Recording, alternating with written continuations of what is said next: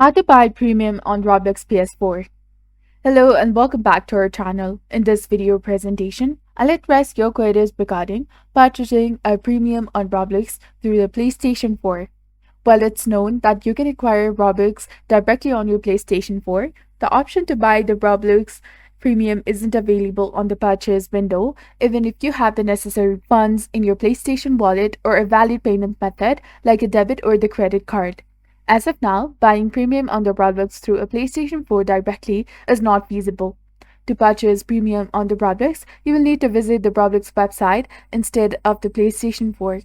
Sign into your account, click on the Roblox icon, and proceed with purchasing the Robux. From there, you can choose the Roblox Premium plan you desire.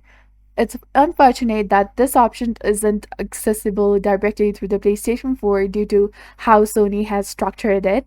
I hope this clarifies any uncertainties you had regarding purchasing premium on Roblox and PlayStation 4. This video aims to inform rather than mislead, shedding light on the reasons behind the unavailability of direct purchase and guiding users on the correct procedure.